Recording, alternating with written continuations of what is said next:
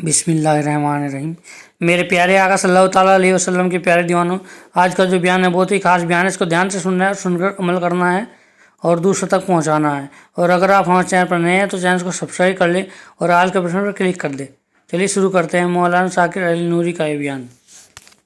मेरे प्यारे आका सल्लल्लाहु अलैहि वसल्लम के प्यारे दीवानों, अपनी औलाद, अपने माँ बाप और अपनी फैमिली के पीछे दौलत खर्च करना ये कोई गलत काम नहीं है, ये अपनी जगह पर मुसल्लम है। लेकिन जब हम कुरान की रोशनी में रसूल रहमत सल्लल्लाहु ताला अलैहि वसल्लम से पूछे जाने वाले सवाल को देखते हैं और उस सवाल का जवाब जब हम कुरान की रोशनी में सुनते हैं तो हमारी अक्ल दंग रह जाती है। पूछने वाले ने हुजूर से यही तो पूछा था, यसअलूनका माज़ा युनफिकून, ये पूछने वाले ने ही हुजूर से पूछा था, जिसे रब ने फरमाया मेरे महबूब ये तुमसे पूछ रहे हैं ना कि हम क्या खर्च करें। अल्लाहु अकबर। आप जानते हैं जब पैगंबर रहमत सल्लल्लाहु ताला अलैहि वसल्लम से पूछने वालों ने जब ये सवाल पूछा कि आप अल्लाह की राह में खर्च करने के लिए उभार रहे हैं, अल्लाह की राह में आप इंफाक के लिए दावत दे रहे हैं, तो हम कितना खर्च करें। तो अल्लाहु अकबर।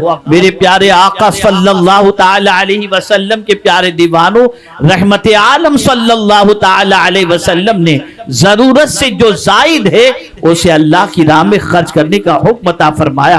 आप जरा देखें तारीख के औराक उलट करके देखें तो आपको पता चलेगा कि जिन जिन लोगों ने अपनी दौलत के दरवाजे गरीबों के लिए खोल दिए, मसाकीन के लिए खोल दिए, जरूरतमंदों के लिए खोल दिए, अल्लाह ने उन पर अपनी रहमतों के दरवाजे खोल दिए। अल्लाह ने उन पर इनाम और इकराम की बारिश नादिल फरमाई और उनके दिल को खौफ से बेनियाज कर दिया। अब उनके दिल में कोई खौफ नहीं होता।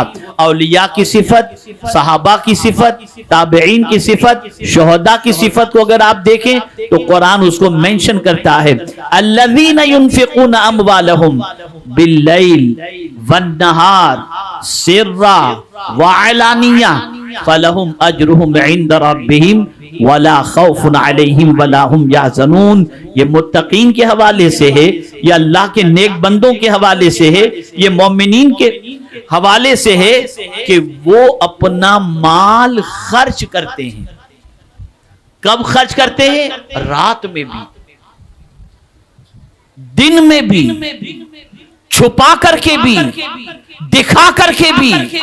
मेरे मौला अगर कोई मोमिन तेरी दी हुई दौलत को अल्लाह के नाम पर रातों दिन खर्च करे, छुपाकर और दिखाकर खर्च करे, तो मौला इसका क्या सिला उसे मिलेगा? तो कुरान कहता है फलहुम अजरुहुम इंद रब्बिहिम, उसके लिए उसके रब की तरफ से अज्र है, वला खौफुन अलैहिम वला हुम यहज़नून, उसे न कोई खौफ और न वो गमगीन हो। पता ये चला मेरे प्यारे आका सल्लल्लाहु ताला अलैहि वसल्लम के प्यारे दीवानों, सखावत ऐसा अमल है कि इसकी बुनियाद पर अल्लाह रब्बुल इज्जत जल्ल जलालहू दिलों से खौफ को निकाल देता है, बातिल का खौफ दिल से निकल देता है। बातिल के सिलसिले में उसके दिल के अंदर एक अजीम कुव्वत अल्लाह अता फरमाता है। उस बंदे की कैफियत ये होती है कि फिर वो किसी से नहीं डरता, इसलिए कि सबसे ज्यादा इंसान के दिल में डर माल की वजह से होता है, औलाद की वजह से होता है कि अगर मुझे कुछ हो गया तो मेरे बीवी बच्चों का क्या, मेरा माल चला गया तो मेरा क्या होगा। लेकिन अल्लाह अकबर, जब कोई अपने माल को अल्लाह की राह में खर्च करता है तो अल्लाह उसके दिल से खौफ को निकाल देता है। वजह सबसे बड़ी ये है कि बंदे तूने मेरी मोहब्बत में अपनी पसंदीदा चीज को लुटा दिया और सखावत का मुजाहिरा करके तूने मेरे बंदों का भला चाहा, मैं तेरे दिल में खौफ कैसे पैदा होने दूं? बातिल ताकतवर नहीं, ताकतवर मैं हूं, और जब तू मेरी राह के अंदर खर्च करता है तो तेरी मदद करना ये मेरे जिम्मे करम पर है।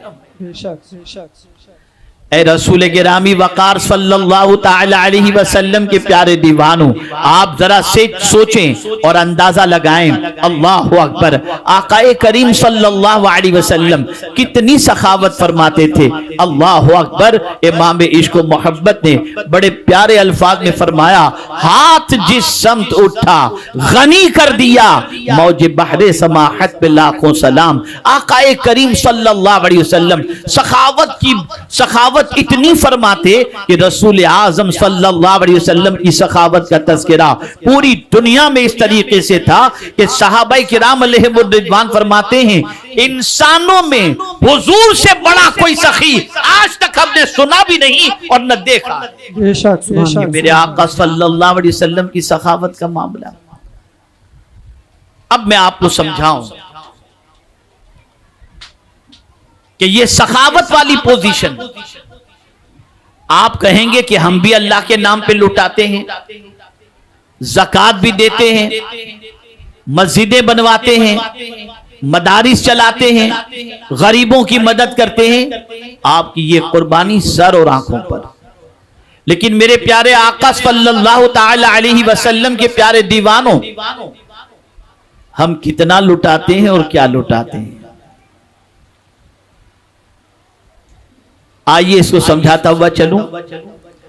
अगर हमारे दरवाजे पर कोई भूखा दस्तक दे तो हम घर में कहते हैं बीवी को आवाज लगाकर, कल का कुछ बचा हो तो जरा दे दो। कोई नंगा कपड़ा मांगने के लिए आए, पुराना फटा कुछ हो तो दे दो।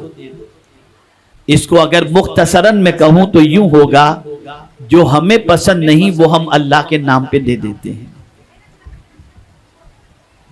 एक सवाल चुभता हुआ मैं आपके सामने रखता हूं, बहुत चुभता हुआ सवाल है।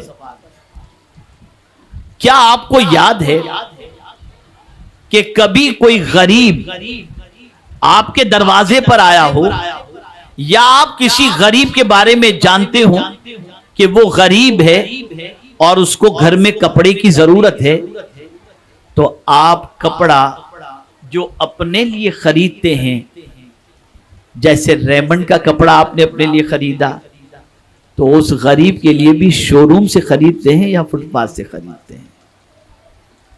तो आपका ज़मीर अंदर से आवाज देगा कि नहीं नहीं, मैं तो यार कभी गरीब को रेमंड का कपड़ा दूं, हो ही नहीं सकता।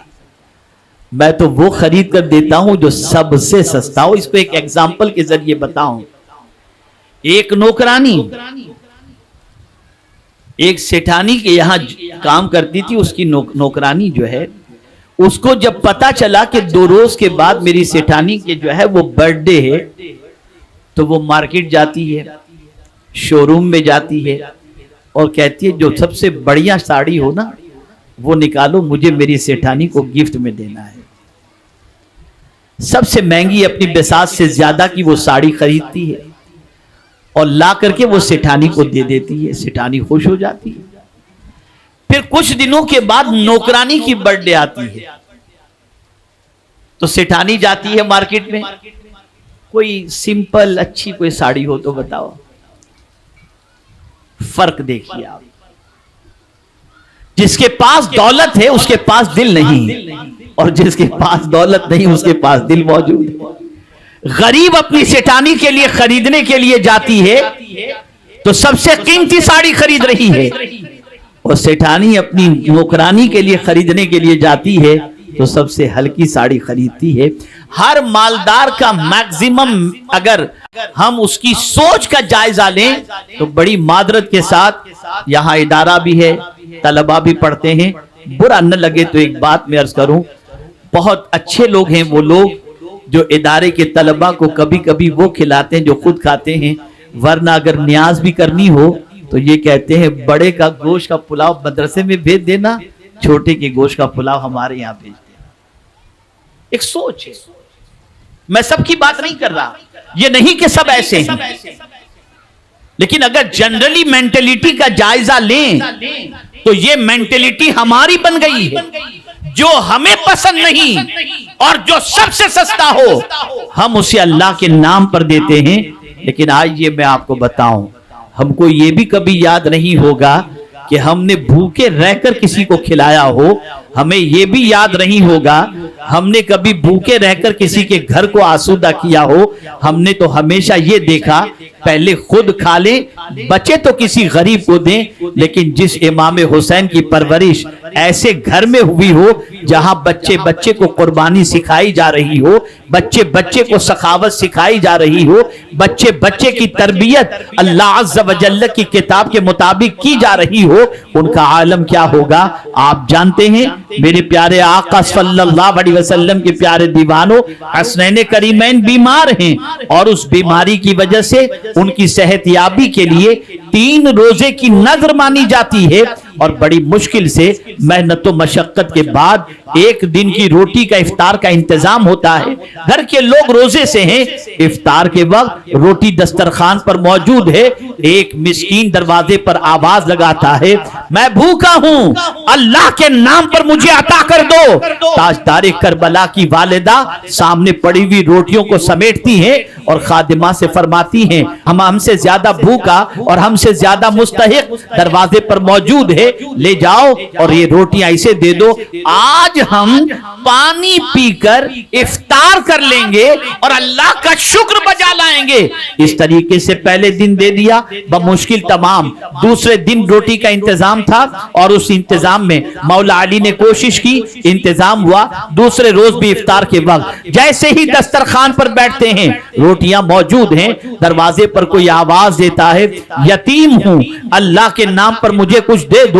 खातून जन्नत ने सारी रोटियां समेटी और फरमाया, ये दरवाजे पर आवाज देने वाला हमसे ज्यादा भूखा नजर आता है, उठाओ और ले जाकर के इसे दे दो, आज हम पानी पीकर इफ्तार कर लेंगे। और तीसरे दिन भी जब तीसरे रोजे की इफ्तार के लिए बैठते हैं और चंद रोटियां दस्तरखान पर मौजूद होती हैं और उसी मौके पर एक कैदी ने दरवाजे पर आवाज लगाई। खातून जन्नत ने फरमाया, रोटियां उठाओ और इस कैदी को दे दो, इसलिए कि ये हमसे ज्यादा भूखा है। अल्लाहु अकबर। आप अंदाजा लगाएं, ऐ रसूल गिरामी वकार सल्लल्लाहु ताला अलैहि वसल्लम के दीवानों, जिस घर के अंदर सखावत के ऐसे मंजर इमाम हुसैन देख रहे हो, जिस घर का बच्चा ताजदारे करबला इमाम हुसैन रज़ी अल्लाह ताला अन्हु अपनी मां को इस तरह से सखावत करते देखे हो, फिर जाहिर सी बात है जब तरबियत इस किस्म की होगी, माहौल इस किस्म का होगा, एनवायरमेंट इस किस्म का होगा, तो बच्चे के दिल के अंदर भी इसी तरीके की कुर्बानी का जज्बा पैदा होगा। अल्लाह अकबर। और इमाम हुसैन रज़ी अल्लाह ताला अन्हु की वालिदा खातून जन्नत रज़ी अल्लाह ताला अन्हा ने ये सखावत कहां से सीखी? अपने बाबा जान से सीखी, रसूल रहमत सल्लल्लाहु अलैहि वसल्लम से सीखी कि आकाए करीम रऊफ रहीम अलैहि तहियत व तस्लीम कभी किसी सवाली को मायूस नहीं लौटाते थे। जब भी कोई सवाल करता, रहमत आलम सल्लल्लाहु अलैहि वसल्लम सवाल पूरा कर देते थे। अब आप देखिए, एक सवाल और एक साइल का सवाल और उस पर हुजूर का अमल जब आप ये सुनेंगे तो आप महसूस करेंगे, अल्लाह अकबर। मेरे प्यारे आका सल्लल्लाहु ताला अलैहि वसल्लम के प्यारे दीवानों, एक साइल दरवाजे पर आया और अल्लाह के नाम पर जैसे ही मांगा, उस वक्त रसूल आजम सल्लल्लाहु अलैहि वसल्लम के पास बज़ाहिर देने के लिए कुछ भी नहीं था। सरकार सल्लल्लाहु अलैहि वसल्लम ने कर्ज से कुछ लेकर साइल के सवाल को पूरा करना चाहा, तो फारूक आजम रज़ी अल्लाहु मौला तबारक व तआला अन्हु अर्ज करते हैं, या रसूल अल्लाह सल्लल्लाहु तआला अलैहि वसल्लम, अल्लाह ने इस तरह से तो आपको मशक्कत में नहीं डाला ना कि आप लोगों से लेकर के लोगों का सवाल पूरा करें, क्यों हुजूर आप इतनी तकलीफ उठाते हैं? आकाए करीम सल्लल्लाहु अलैहि वसल्लम का चेहरा उस मौके पर फारूक आजम के जुमले को सुनकर जर्द हो गया, लेकिन उसी मौके पर सिद्दीक अकबर खड़े होकर अर्ज करते हैं, हुजूर देते जाइए, अल्लाह अज़्ज़ व जल आपको देने वाला ही बनाकर भेजा। आप अंदाजा लगाइए, कर्ज लेकर साइल के सवाल को पूरा किया जाता है। रसूल रहमत सल्लल्लाहु ताला अलैहि वसल्लम सखावत पर सहाबा को उभारते, अल्लाह के नाम पर देने पर उभारते और इतना देने पर उभारते कि अगर सारे सहाबा की जिंदगी का जायजा लें तो खुद भूखे रहकर औरों को खिलाते नजर आएंगे, अल्लाह के नाम पर लुटाते नजर आएंगे। मैं एक बहुत बड़ी सोच दुनिया के मुख्तलिफ मालदारों को देना चाहूंगा, क्योंकि ये प्रोग्राम सिर्फ आप ही नहीं सुन रहे, दुनिया के मुख्तलिफ मुल्कों के अंदर लोग सुन रहे हैं। जो भी सुन रहे हैं और जिनको भी अल्लाह ने सरमाया अता किया है, मैं सिर्फ एक जुमला अर्ज करूंगा, सरमाए के इस्तेमाल का तरीका आप दुनियादारों से नहीं मदीने के ताजदार से सीखो। बेशक बेशक बेशक। सहाबा की जिंदगी से देखो। एक सवाल मैं पूछना चाहता हूं, आप में से बहुत सारे मदीने शरीफ गए हैं, आप में से बहुत सारे बगदाद मुकद्दस गए होंगे, आप में से बहुत सारे सुल्तानुल हिंद के दरबार में हाजिर दिए होंगे। एक सवाल मेरा आपसे है, मुझे ये बताओ, क्या रसूल रहमत सल्लल्लाहु अलैहि वसल्लम को अल्लाह अज़्ज़ व जल्ल ने मालो दौलत नहीं अता फरमाया था? अता फरमाया था। आला हजरत कहते मालिके कौनैन है, गो पास कुछ रखते नहीं है। मालिके कौनैन, दो जहां की नेमतें हैं उनके खाली हाथ में। इतने मालदार मेरे आका सल्लल्लाहु अलैहि वसल्लम कि सिर्फ ये नहीं कि दुनिया की नेमत, दोनों जहां की नेमत मेरे आका के अपने हाथ में मौजूद है। फिर हुजूर ने अपने माल का इस्तेमाल कैसे किया? चलिए आप कह सकते हैं वो सैयदुल अंबिया थे, वो रसूल रहमत सल्लल्लाहु अलैहि वसल्लम। लेकिन आइए मैं थोड़ा सा और आगे बढ़ूं। आप मदीने शरीफ जाएं, किसी से पूछ लीजिए कि मदीने शरीफ में हुजूर का मकान बताइए, कोई महल हो तो बता दो हुजूर का, तो रोजा तो बताया जाएगा, बंगला नहीं बताया जाएगा। सिद्दीक अकबर रज़ी अल्लाहुल मौला तबारक व तआला अन्हु के हवाले से आप पूछें कि सिद्दीक अकबर का बंगलो बताओ, लोग नहीं बता पाएंगे। पहलुए मुस्तफा सल्लल्लाहु अलैहि वसल्लम में वो आराम कर रहे हैं, उसकी निशानदेही लोग करेंगे। फारूक आजम के बंगलों के बारे में पूछिए, लोग कहेंगे कि फारूक आजम का तो कोई बंगलो यहां पर नजर नहीं आता। मदीने में मुस्तफा जाने रहमत सल्लल्लाहु अलैहि वसल्लम के पहलू में आराम कर रहे हैं। अरे हजरत उस्मान ज़ुन्नूरैन रज़ियल्लाहु मौला तबारक व तआला अन्हु जो इतने मालदार थे कि एक जंग के मौके पर पैगंबर रहमत सल्लल्लाहु अलैहि वसल्लम की खिदमत में 300 ऊंट मासाजो सामान के रसूल आजम सल्लल्लाहु अलैहि वसल्लम की खिदमत में उन्होंने पेश किया। चलिए उनका महल तलाश कर लीजिए मदीने में, तो आपको वहां उनका महल भी नहीं मिलेगा। सवाल ये पैदा होता है कि आखिर इतनी बड़ी तिजारत हजरत अब्दुर्रहमान इब्ने औफ रज़ियल्लाहु ताला अन्हु इतने मालदार थे कि जब वो इस दुनिया से गए ना, तो सोना इतना छोड़कर इस दुनिया से तशरीफ ले गए थे कि कुल्हाड़ी से सोना काट काट करके उनकी बीवियों में वर्षा तकसीम किया। इतना सोना। एक सवाल पूछता हूं, उन्होंने दौलत कहां इस्तेमाल की? बड़े बड़े ताजिर हैं वो। हजरत उस्मान ज़ुन्नूरैन रज़ियल्लाहु ताला अन्हु कहत के जमाने में जब मुल्क शाम से उनका सामान तिजारत आया, मदीने में जब बड़े बड़े ताजिरों को पता चला कि उस्मान गनी का सामान आ चुका है, उनका काफिला आ चुका है, फज्र के बाद सब मार्केट में जमा हो गए। तो हजरत उस्मान गनी रज़ियल्लाहु ताला अन्हु ने फरमाया, शायद तुम्हें पता चल चुका है कि माल आ चुका है, काफिला आ चुका है। लोगों ने कहा हाँ। कहा अच्छा आप खरीदना चाहते हैं? कहा हाँ खरीदना चाहते हैं। चलिए बोली लगाइए। कितनी दयानतदारी थी कि व्यापारियों ने कहा, ऐ उस्मान गनी, जो तुम्हारी कोस्ट है उसका डबल हम दे देंगे, माल हमें दे दो। आपने फरमाया मुझे इससे ज्यादा मिल रहा है। दूसरे खड़े हुए, उसने कहा कि डबल टेबल दे देंगे। यके बाद दिगरे जितने मदीने के बड़े बड़े ताजिर मौजूद थे सब कहते गए, यहां तक कि 7% ज्यादा, यानी 7 गुना ज्यादा देने के लिए तैयार, 8 गुना ज्यादा देने के लिए तैयार। लेकिन हजरत उस्मान ज़ुन्नूरैन रज़ियल्लाहु ताला अन्हु ने फरमाया मुझे इससे भी ज्यादा मिल रहा है।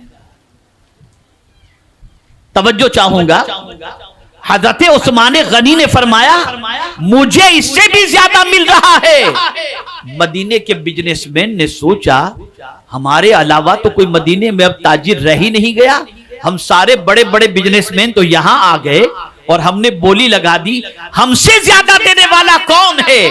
जब हजरत उस्मान गनी से पूछा गया, कहत का जमाना, माल की शॉर्टेज, मार्केट में माल नहीं है, ऐसी पोजीशन, लेकिन जब हजरत उस्मान गनी से पूछा गया कि भाई इससे बढ़ ज्यादा कौन देने वाला है, कहा 10 गुना देने वाला मेरा मौला है। गवाह हो जाओ, मैंने ये सब कुछ मदीने के गरीबों के लिए वक्फ कर दिया। ये दौलत का इस्तेमाल है। आज महंगाई टमाटर की देख लीजिए, आज महंगाई सारी चीजों की देख लीजिए। अभी कल मैंने पढ़ा कि एक ताजिर बिल्कुल कोई सलाहियत नहीं रखता था, लेकिन टमाटर को बेचते बेचते कुछ ही दिनों के अंदर 1.25 करोड़ रुपए उसने कमा लिए। गरीबों का इस्तेसाल,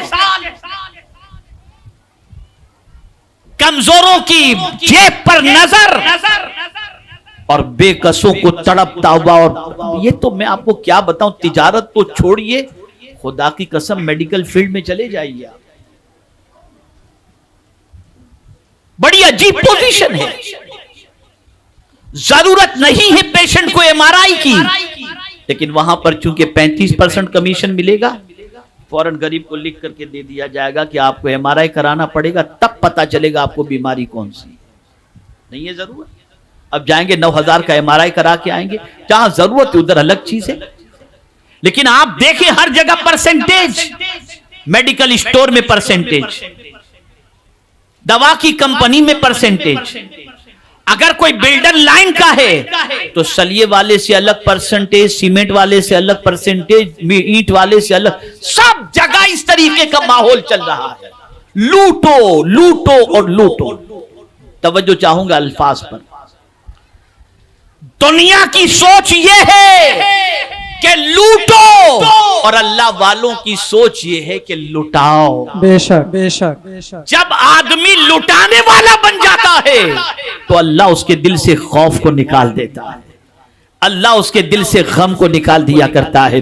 मेरे कहने का मतलब आप कतई तौर पर यह मत समझिएगा कि आप मकान न लें, आप गाड़ी न लें, आप तिजारत न करें, लेकिन मैं आपको जरूर ये बताना चाहूंगा कि जहां आप ये सब चीजें करते हैं, वहीं अल्लाह के नाम पर निकालने के अंदर कभी भी आप कोताही न बरतें, कभी भी आप इसके अंदर जो है सुस्ती न बरतें। सखावत बहुत बड़ा अमल है, सखावत बहुत बड़ी चीज है। अगर मैं हदीस की रोशनी में अर्ज करूं तो आपको पता चलेगा कि सखावत कितनी बड़ी चीज है।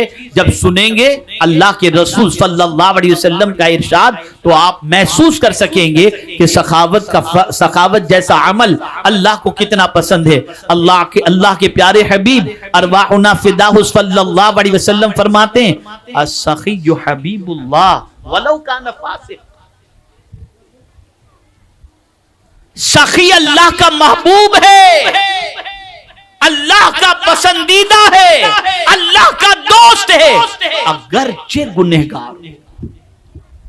अगर कोई गुनहगार है उसके बावजूद वो सखावत कर रहा है, लुटा रहा है, जायज कमाई। हाँ, इसको ज़हन में रखिएगा। ये शराब, जुआ, ड्रग्स ये सब नहीं, जायज कमाई, लेकिन सुस्त है, गुनाह हो जाते हैं उससे, लेकिन सखावत करता है, लुटाता है अल्लाह के नाम पर। तो हुजूर फरमाते हैं ये सखावत करने वाला गुनहगार अल्लाह को पसंद है, बेशक बेशक, अल्लाह को महबूब है। आकाए करीम सल्लल्लाहु ताला अलैहि वसल्लम ने उम्महातुल मुमिनीन से फरमाया कि तुम गिन गिन के न दो ताकि अल्लाह अज़्ज़ा व जल्ल भी तुमको लिमिटेड न दे। तुम बगैर गिने दो, मौला बेहिसाब तुम्हें अता फरमाए। बेशक बेशक। बल्कि आकाए करीम सल्लल्लाहु अलैहि वसल्लम ने फरमाया, अनफिक या इब्ने आदम, ए अल्लाह के बंदो खर्च करो। तुम बंदों पर खर्च करो, अल्लाह तुम पर खर्च करेगा। यह है सखावत। मेरे प्यारे आका सल्लल्लाहु ताला अलैहि वसल्लम के प्यारे दीवानों, लेकिन जब सखावत करें तो कुरान ने सखावत का अंदाज भी बताया, सखावत का तरीका भी बताया, और क्या सखावत करना चाहिए, क्या अल्लाह के नाम पे खर्च करना चाहिए, उसको भी कुरान ने मेंशन किया। मेरे प्यारे आका सल्लल्लाहु अलैहि वसल्लम के प्यारे दीवानों, अल्लाह फरमाता है लन तनालुल बिर हत्ता तुनफिकू मिम्मा तुहिब्बून, हरगिज तुम नेकी को नहीं पहुंच सकते जब तक कि अपनी पसंदीदा चीज को, अपनी महबूब चीज को अल्लाह के नाम पे खर्च न कर दो। अब आइए मैं आपको समझाता हुआ चलूं। हमारा हाल ये है कि हम रमजान में ज़कात निकाल कर समझते हमने खर्च कर दिया। हुजूर सल्लल्लाहु अलैहि वसल्लम फरमाते हैं ज़कात के अलावा भी अल्लाह अज़्ज़ व जल्ल ने बंदों के हक तुम पर रखे हैं, तुम अल्लाह अज़्ज़ व जल्ल के बंदों का हक अदा करो, यानी उन पर खर्च करो। मेरे प्यारे आका सल्लल्लाहु ताला अलैहि वसल्लम के प्यारे दीवानों, सोच बनी पूरी दुनिया के मुसलमानों की। तवज्जो चाहूंगा, ये वो नुक्ता अर्ज कर रहा हूं, अगर सरमाएदारों ने इसे जहन के अंदर महफूज कर लिया तो हमारी दुनिया के अंदर मोहताजी खत्म हो जाएगी। आइए मैं बताऊं, पैगंबर रहमत सल्लल्लाहु अलैहि वसल्लम ने इरशाद फरमाया, मरने वाला मरने से पहले अगर 3 काम करके मरता है तो अल्लाहु अकबर, उसके आमाल मरने के बाद मुनक़ता हो जाते हैं, सिवाय इन 3 चीजों के जो वो करके मरा है। पहली चीज, मरने से पहले वो कोई इल्मी काम करके मरा है, कोई किताब लिख करके मरा, कोई इदारा कायम करके मरा, कोई स्कूल कायम करके मरा जिससे लोग इल्मी फैजान हासिल कर रहे हैं।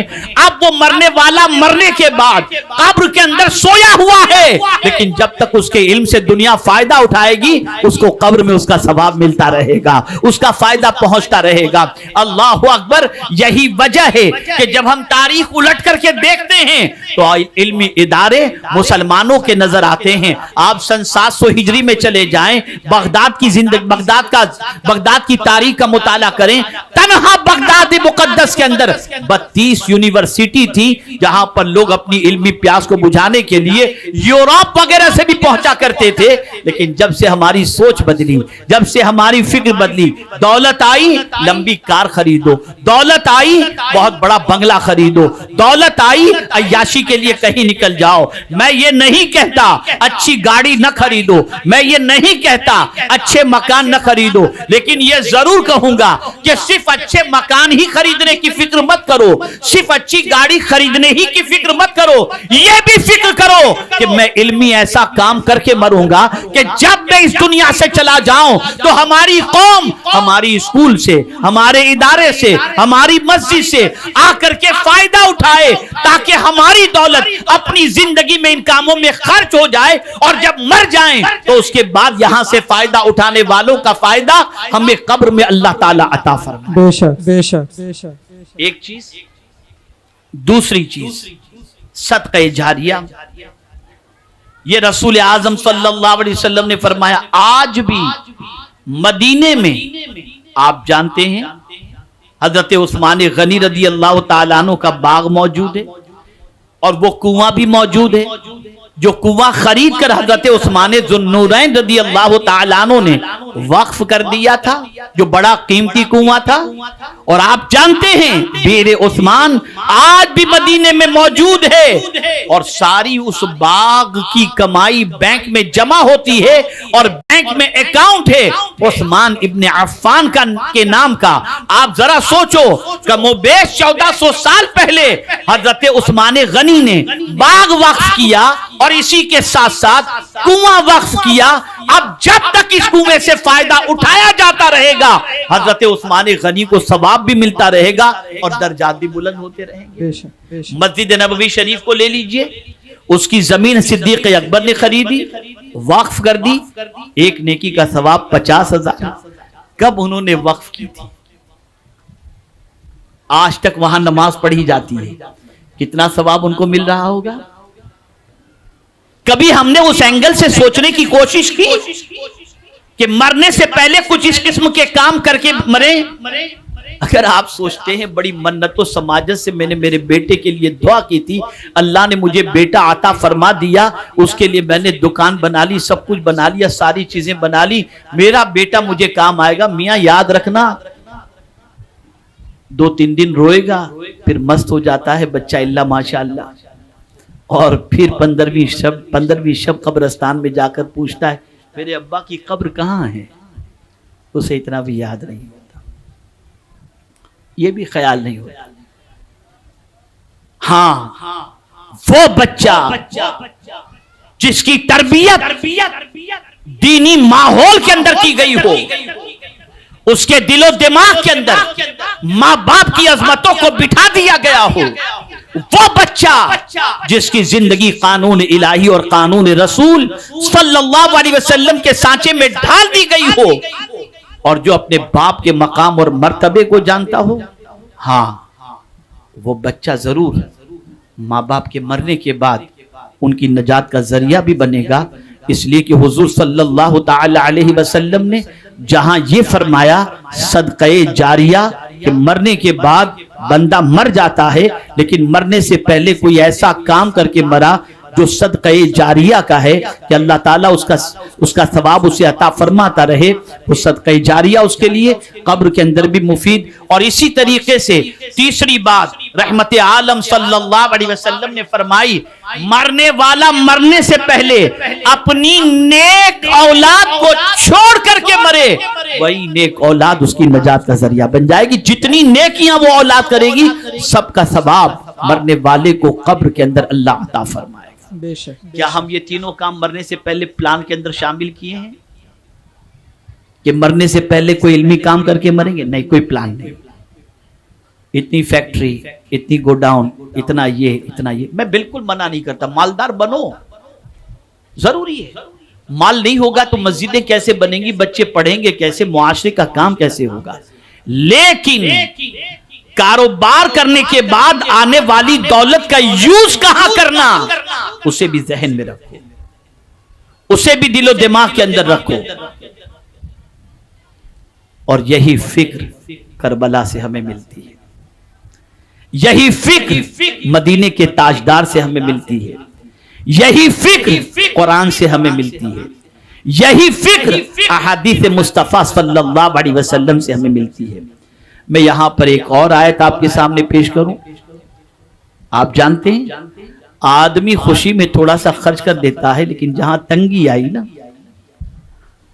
जैसे कोरोना का पीरियड था, तो आपने देखा होगा कि कोरोना के जमाने में सबसे पहले कटौती इमाम साहब की तनख्वाह, मुदर्रिस की तनख्वाह, चंदा, ये सब कटौती होना शुरू हुआ।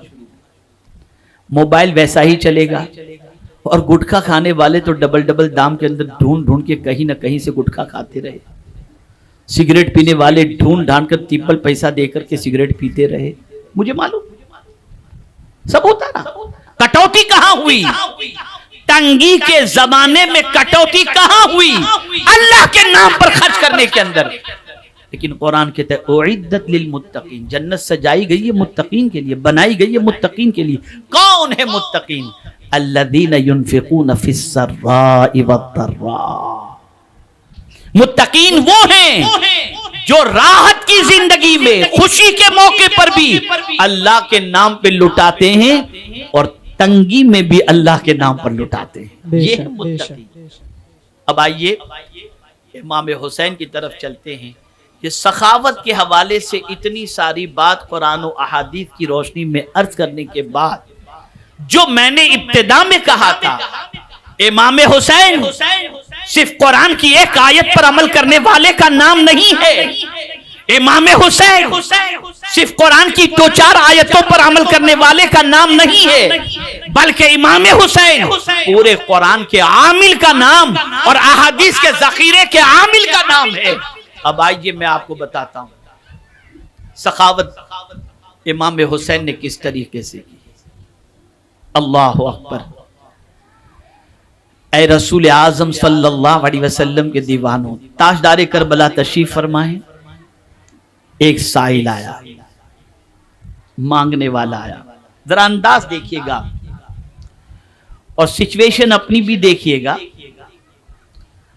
अपनी सोच, अपना तरीका और इमाम हुसैन का तरीका। मांगने वाला आया, उसने सवाल किया, बहुत परेशान हूं, कर्ज में डूबा हुआ हूं, हुजूर मुझे कुछ अता फरमाए।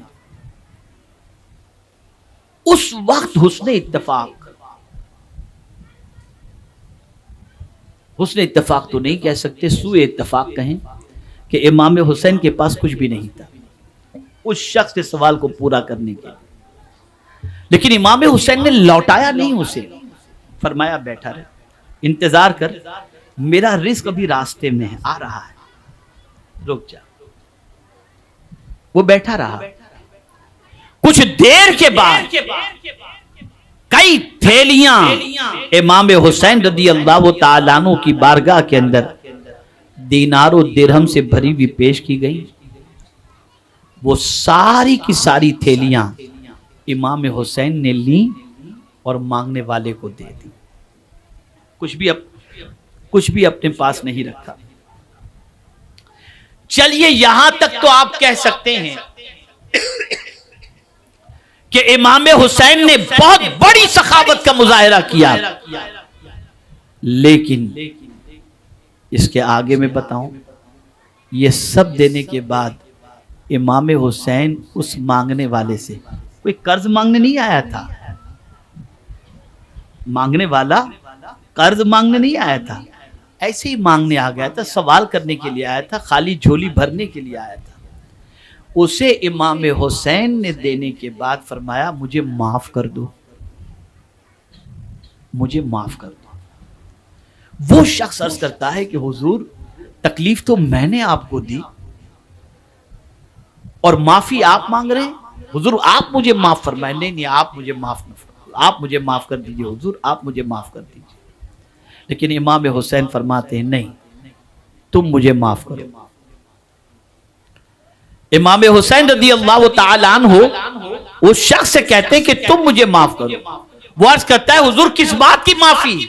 जवाब सुनिए, फरमाते हैं तूने सवाल बहुत पहले किया था और तेरे सवाल को पूरा करने में जो मुझे ताखीर हुई ना, मैं उस ताखीर के लिए तुझसे माफी चाहता हूं। लाओ दुनिया में ऐसा कोई सखी जो मांगने वाले को देने में थोड़ी ताखीर हो जाए तो मांगने वाले से माफी मांगे। ये वही कर सकता है जिसको रसूल आजम ने नौजवाना ने जन्नत का सरदार फरमाया। बेशक बेशक। ऐ रसूल आजम सल्लल्लाहु तआला अलैहि वसल्लम के दीवानों, इमाम हुसैन रदी अल्लाह तआला अन्हु की मुकम्मल जिंदगी ऐसी है जो काबिले इक्तिदा भी है, काबिले अमल भी है। और इमाम हुसैन रदी अल्लाह तआला अन्हु की जिंदगी के किसी भी पहलू को आप उठा करके देखेंगे तो उनकी जिंदगी का कोई अमल भी न कुरान के खिलाफ मिलेगा, न हदीस मुस्तफा सल्लल्लाहु अलैहि वसल्लम के खिलाफ मिलेगा। ऐ रसूल आजम सल्लल्लाहु अलैहि वसल्लम के दीवानों, इमाम हुसैन का जिक्र सिर्फ इसलिए न सुनो कि आए बैठे सवाब जमा करें और चले जाएं, बल्कि इमाम हुसैन के जिक्र की महफिल में इस नीयत से आओ कि यहाँ आएंगे और तरीक़े इमाम हुसैन को सीख कर उस पर अमल करने की कोशिश करेंगे। और जब उन पर अमल करोगे तो अल्लाह ताजदारे करबला के सदक़े में दुनिया में भी कामयाब करेगा और आखिरत में भी कामयाब फरमाएगा। अल्लाह रब्बुल इज्जत जल्ल जलालहू आकाए करीम रऊफ रहीम अलैहि तहिय्यतु व तस्लीम के सदक़ो तुफैल मुझे आपको सबको ताजदारे करबला इमाम हुसैन रदी अल्लाह तआला अन्हु के नक्शे कदम पर चलने की तौफीक अता फरमाए, उनकी तालीमात पर अमल करने की तौफीक अता फरमाए। यहाँ एक और बात भी अर्ज कर दूं कि याद रखें, अल्लाह ने अगर आपको दिया है और आप किसी को दे रहे हैं, जिंदगी में कभी एहसान न जताना, कभी उसका दिल न दुखाना। और अगर जिसको आपने दिया था वो लेने के बाद मेहनत किया, मशक्कत किया और मशक्कत के बाद वो लेने वाला इस काबिल हो गया कि अब देने वाला बन जाए, तो खबरदार कभी लोगों से ये मत कहना कि जानते हो आज बड़ा मालदार बन के घूम रहा है, एक जमाना था मुझसे ज़कात लेने के लिए आया था। कभी मत कहना, वरना याद रखें अल्लाह कहीं ऐसा न हो नाराज होकर उसका पुराना जमाना तुम्हें अता फरमा दे। इसको ज़हन में रखिएगा। इसलिए कि एहसान जताने वाले को अल्लाह पसंद नहीं फरमाता। हुजूर सल्लल्लाहु अलैहि वसल्लम फरमाते हैं जन्नत की खुशबू 500 साल की दूरी से आती है, लेकिन 3 लोग ऐसे हैं जिन्हें जन्नत की खुशबू भी नहीं मिलेगी। नंबर 1, आदि शराबी जो तौबा किए बगैर मर जाए, उसे जन्नत की खुशबू भी नहीं मिलेगी। दूसरा, वो शख्स जो माँ बाप को सताने वाला है, उसको भी अल्लाह अज़्ज़ व जल जन्नत की खुशबू से महरूम रखेगा। और तीसरा, वो शख्स जो एहसान करके एहसान जताए, सरकार फरमाते हैं उसे भी जन्नत की खुशबू नसीब नहीं होगी। इसलिए याद रखें, अगर सखावत का जज्बा आपके अंदर है और कर रहे हैं, करते रहिए, एहसान कभी मत जताइएगा, इसलिए कि आप अपने पास से कहाँ दे रहे हैं। एक नुक्ता दे रहा हूं और गुफ्तगू खत्म। एक नुक्ता, जब कभी, तवज्जो रहे आपकी, जब कभी आप किसी को कुछ दें तो एक सोच अपनी बनाओ, एक सोच अपनी बनाओ, आप इसको दे रहे हैं, आपको कौन दे रहा है? आप इसको दे रहे हैं, आपको कौन दे रहा है? तो फौरन दिल खुदा की तरफ माइल होगा, मुझे मेरा मौला दे रहा है। उसी वक्त सोचना इसको भी अल्लाह ही दे रहा है, सवाब तुम्हें देना चाहता है, इसलिए तुम्हें देने की तौफीक अता फरमा दी। तो कभी एहसान करने का ख्याल या जज्बा नहीं आएगा। अल्लाह रब्बुल इज्जत जल्ल जलालहू, आक़ाए करीम सल्लल्लाहु अलैहि वसल्लम के सदक़ो तुफ़ैल मुझे, आपको, सबको अल्लाह के इरशाद, उसके रसूल सल्लल्लाहु अलैहि वसल्लम के इरशाद, सहाबा अहले बैत के नक्श कदम पर चलने की तौफीक नसीब फरमाए। वमा अलैना इल्लल बलागुल मुबीन। अस्सलामु अलैकुम व रहमतुल्लाहि तआला व बरकातुहू। मेरे प्यारे आका सल्लल्लाहु ताला अलैहि वसल्लम के प्यारे दीवानों, उम्मीद है आपको ये बयान पसंद आएगा।